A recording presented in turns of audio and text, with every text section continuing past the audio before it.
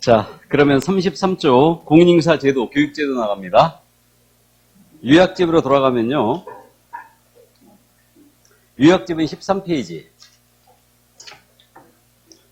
자, 이 공인인사 제도는요, 공인인사 정책심의위원회와 시험제도, 등록, 자격증, 양도대여, 이렇게 구성되는데, 정책심의위원회 있잖아요. 이것은 지금 짝수회 문제예요. 짝수회 문제. 그래서 올해 쉴 가능성이 높아졌는데, 그래도 우리는 고득점 과목이니까 카바라고 합니다.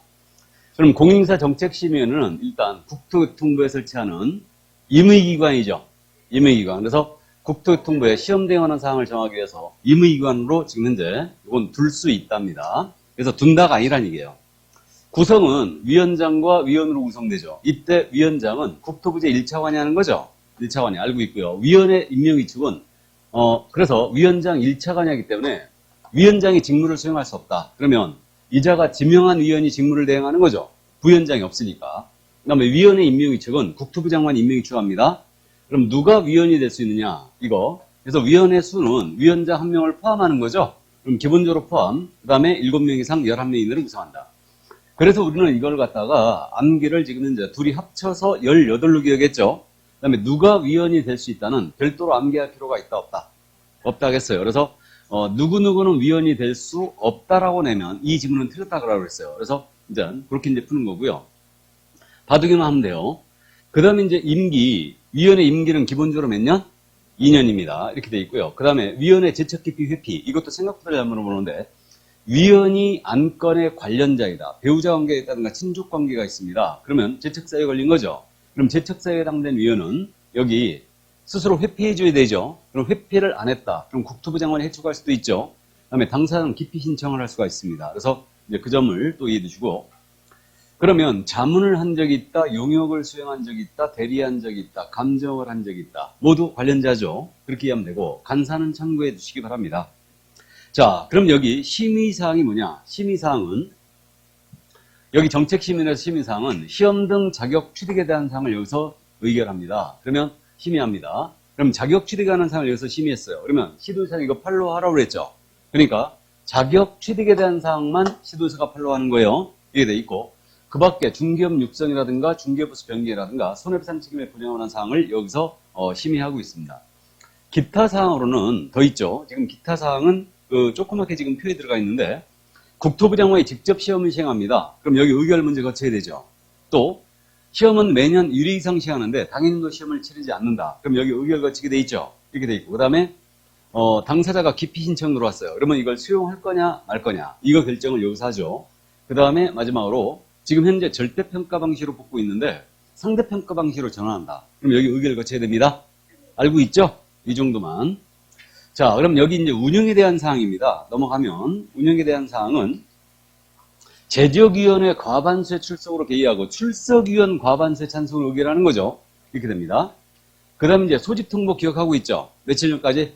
7일 전. 긴급사회관 때는 전날까지입니다. 그럼 우리 7일 통째로 암기하자고 그랬는데 7일짜리는 인자야 전등 소등이죠. 인자야 전등 소등. 주요한 7일 이거예요. 자, 그럼 등자 거꾸로 해볼까요? 등이 뭐예요? 등록증 반납. 등록시사면 등록증 반납해야 되죠. 7일이고, 그 다음에 소집이죠. 소집이 이거예요. 공인인사 정책심의회 회의 소집 통지 7일 전까지 하게 돼 있고요. 등록 통지 7일이고, 그 다음에 전은 뭐예요? 전속시 정보공개 며칠 7일이고, 그 다음에 자가 뭐예요? 자격증 반납. 취소하면 7일에 반납해야 되죠. 그 다음에 인이 뭐예요? 인장의 변경 등록 7일입니다. 그래서 꼭 암기하고 있어야 됩니다. 자, 그 다음에 이제 운영에 필요한 사항은 심의는 의결을 거쳐서 위원장이 정하게 돼 있고요. 그 다음에 이제 검합이 줄 수 있죠. 그래서 이렇게 수당과 여비를 위원에게 줄 수 있는데, 이때는 공무원 위원은 제외입니다. 그러니까 이 정도만 이해해 두시고요. 자, 이제 시험 제도로 들어갑니다. 시험 제도 관련해서 시험 시행 기관이 있는데, 시험 시행 기관은 원칙적으로 누구다? 시도지사. 지금 13페이지에 있죠? 시험 시행 기관은 원칙적으로 누구라고요? 시도의사. 그래서 공인인사가 되는 자는 시도의사가 시행하는 자격시험에 합격해야 된다, 이렇게 돼 있죠. 그러니까 원칙적인 시험 시행기관이 바로 시도의사고, 예외적 시험 시행기관이 국토부 장관이죠. 그리고 시험은 현재 위탁 시행을 하고 있는 겁니다. 다음 넘어갑니다. 응시 자격에 대한 부분이에요. 응시 자격은 시험을 지금 못 보는 자만 규정을 두고 있죠. 그러면 성별, 연령, 학력, 국적의 불문 다 볼 수 있는데 이 두 명은 못 본다. 자격 취소고 3년 경과되지 않은 자와 시험 부정이자로서 5년이 경과되지 않은 자는 시험을 본다. 그럼 이때 자격을 취소하게 되면 동네방네 소문 다 내야 되죠. 며칠? 5일. 이거 꼭 기억하고 있어야 됩니다. 자격을 취소한 시도사는 5일 내 국장 보고하고 다른 시도에 통보하게 돼 있죠. 그래서 5일짜리는 우리 과목에서 둘 다 중요하다고 그랬어요. 두 번 나온다고 그랬는데 두 번 다 중요합니다. 또 하나 5일이 어디서 나온다 그랬어요? 토지거래과제. 효력 발생 5일이죠. 그렇게 돼 있는데 그래서 5일이 나오면 요거 앞에서 정지가 나와 있는가 꼭 체크해야 돼요. 취소 시에만 5일 내 국장 보고가 다른 시도 통보입니다. 다른 데 가서 시험을 못 보게 하려고. 그 다음에 시험 부정이자요. 이자 몇 년? 5년입니다. 그럼 부정이자의 시험은 무효 처리하죠. 무효 처리하고 부정이 처분을 받은 날로부터 몇 년? 5년 동안 응시하기를 정의시킵니다. 그럼 여기서 내용을 좀만 더 들어가면 여기까지는 잘 묻지 않는데 시험 부정이자요. 얘는 5년 동안 응시 못하죠. 응시 못하는데 이 기간 동안 중개보조원 근무는 돼야 안 돼요? 되죠. 네. 자격 취소받고 3년 경과되지 않은 자는 요거 3년 동안 응시 못하죠. 못하는데 이 기간 동안 중개보조원 근무는 돼요? 보조원도 안 되죠. 둘 다 결격이에요. 그래서 이 점도 같이 이해하시고. 자, 그 다음에 이제 시험 시기는 매년 1회 이상 시행하는데 이거 당해년도 시험을 부득이한 한 사정이 있다. 정책심의 의결을 거쳐 시행하지 않을 수 있죠. 알고 있고요. 이게. 자, 그 다음에 이제 시험의 방법은 1차와 2차를 구분 시행함이 원칙이에요. 동시 시행이 원칙이에요. 구분 시행이 원칙이에요. 이게 원칙이다. 원칙은 알고 있어야 돼요. 그리고 1차 시험에 합격했거든요. 2차 시험을 한번 면제하죠. 이게 다음 연도 시험이에요. 다음 회 시험이에요. 다음 회 시험. 알고 있고. 자, 그 다음에 이제 출제위원으로 내려갑니다. 출제위원은 시험 문제를 출제, 검토, 선정, 채점을 담당할 자를 말하는데 출제위원이 시험 문제 출 등으로 시험의 신뢰도를 저하시켰다. 몇 년간 위축 금지한다? 5년이죠. 이자는 명단 다 통보하죠? 그럼 명단을 통보한 날로부터 5년간 위축을 금지하게 되어 있습니다. 그 정도 이해하시고. 자, 그 다음에 옆으로 넘어갑니다. 시험의 실심이 자격증 교부인데 시험에 대해서는 이 공고가 지금 두 번 나갑니다. 계략상 공고가 있죠. 이건 계약상 공고는 시험의 일시와 방법을 언제까지? 매년 2월 말까지. 세부 공고를 다시 한번 합니다. 세부 공고는 시험 보기 며칠 전? 90일 전. 우리 과목의 유일한 90일이 이거죠. 그래서 이제 90일 전까지 세부 사항을 공고하게 됩니다.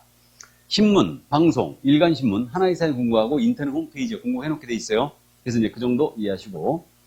자, 응시 수료는 문제 풀면서 정리하기로 하고요. 자격증 교부와 재교부. 이것을 시험제도에서는 제일 잘 물어봐요. 그래서 자격증 교부는 누가 한다? 시도의사가. 합격자 공고일로부터 몇 월? 1월. 우리 1월짜리가 공사법에서는 두 번 있다고 그랬죠. 여기 자격증 교부 1월이고 또 하나 1월이 어디예요? 포상금. 기억하고 있죠? 그래서 시도지사가 1월 내주게 돼 있다. 이거. 이때 자격증 교부대장이자고 나왔는데 자격증 교부대장은 특별히 불가능한 사유가 없다면 전자관리하라고 그랬죠. 그 정도 이해해 두시고. 자, 그 다음에 재교부 신청할 때는 수수료 내야 됩니다. 그래서 이제 이 정도 이해해 주시면 되고요. 마지막으로 자격증 대여 사칭금지가 나오는데 이건 제재를 위주로 기억합니다. 자격에 대한 권리를 넘기는 거, 빌려주는 거, 다른 사람에게 성명을 사용하여 업무하는 거 모두 안 되죠. 그럼 자격증 양도대에 걸렸거든요. 성명을 사용하여 업무하게 했다. 자격 취소해버리죠.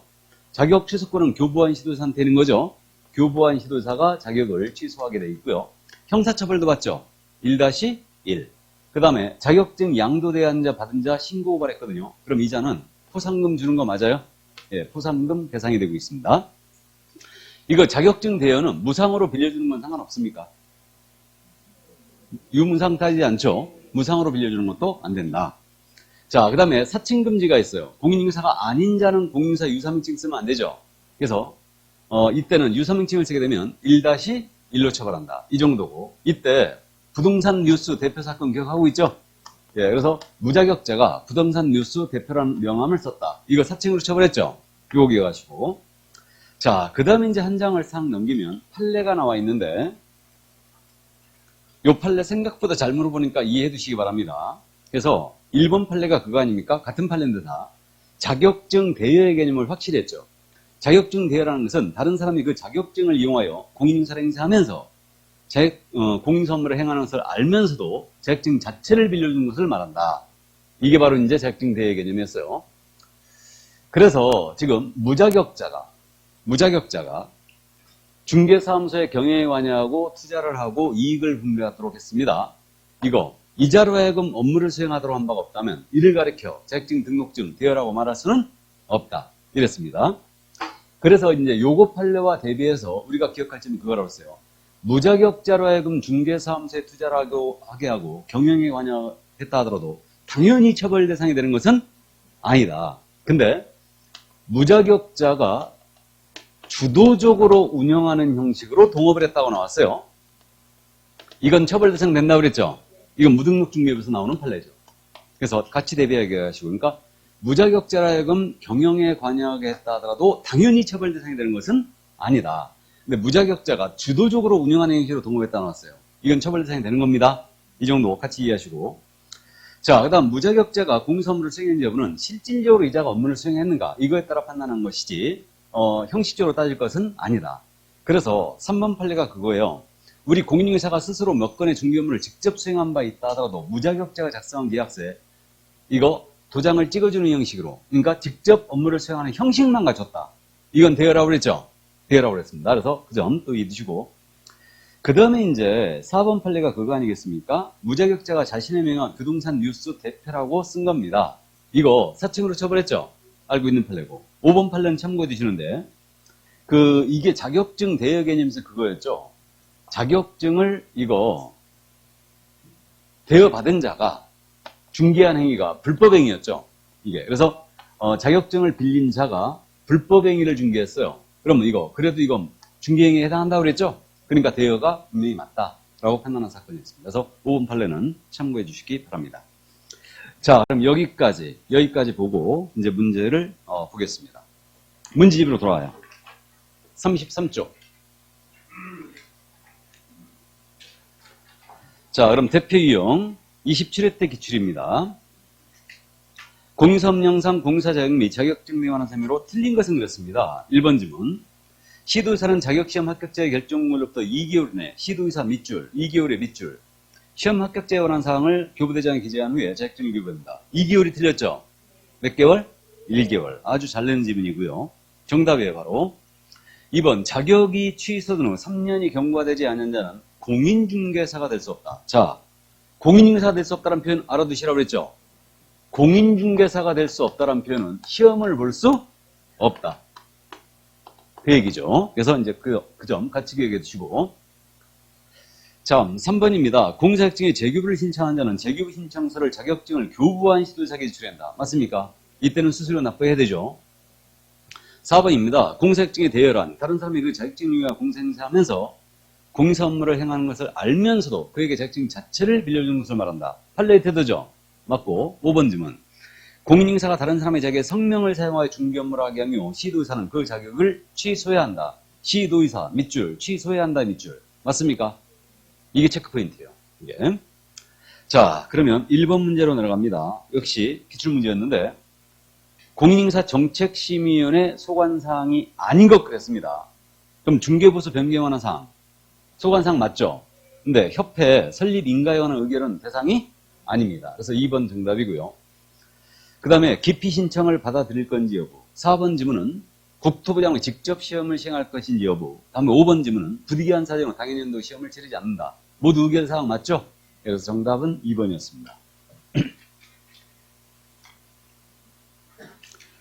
자, 그럼 2번 문제 갑니다. 공인인사 제도와 관련하여 설명으로 틀린 것은 1번입니다. 공인인사 시험은 시도의사가 시행함이 원칙이며 맞아요? 예외적으로 국토부 장관이 시행할 수 있죠. 맞습니다. 5. 2번 국토부 장관이 시행하는 자격시험에 응시하는 자는 국토부 장관이 결정한 수수료를 납부해야 한다. 맞습니까? 국토부 장관이 직접 시험을 시행한다. 그럼 국토부 장관이 정하는 수수료를 내야 되죠. 예, 그래서 맞고요. 3번입니다. 시험의 신뢰도를 크게 떨어뜨리는 행위를 하여 명단이 통보된 출제위원은 5년간 출제위원을 위축될 수 없다. 맞아요? 다음에 4번입니다. 공인인사가 다른 사람의 자격에 성명을 사용하여 중개 업무를 하게 한 경우 성명 사용해요. 시도의사는 공사자격을 취소해야 한다. 맞습니까? 예, 그래서 맞고요. 5번입니다. 공사자격증을 교부한 시도사와 중개사무소 수지를 관할하는 시도사가 서로 다른 경우 자격증 재교부 신청서는 중개사무소가 관할 시도의사에게 제출한다. 누구한테 내야 된다고요? 교부한 시도의사죠. 예, 그래서 5번 정답이었습니다. 자, 그럼 3번 문제 들어갑니다. 정책심의위원회 설명으로 틀린 것은 그랬어요. 1번 질문이요. 공인인사의 업무에 관한 사항을 심의하게 하여 국토교통부에 밑줄 그어야 되죠. 공사정책심의를 둘 수 있다. 둘 수 있다 밑줄. 그럼 맞아요? 국토부에 둘 수 있다. 맞고 2번. 심의위원회에서 손해배상 책임에 보장에 관한 사항을 심의한 경우 시도사는 이에 따라야 한다. 이거 시도사가 판로하라는 것은 시험 등 자격 취득에 대한 사항이죠. 손해배상 책임의 보장이 아니죠. 그래서 2번 정답이었어요. 3번입니다. 심의위원회 위원장 1명을 포함하여 1명 포함에 밑줄 그어야 되죠. 포함. 7명 이상 11명 이내의 위원을 우선한다. 맞습니까? 예, 그래서 맞고요. 4번. 심의위원회 위원은 국토부 장관이 임명하거나 위촉한다. 국장이 임명 위촉하는 거 맞죠? 5번 질문. 위원장이 부득이한 사유로 직무를 수행할 수 없다는 위원장이 미리 지명한 위원이 직무를 대행한다. 맞습니까? 지명한 위원이.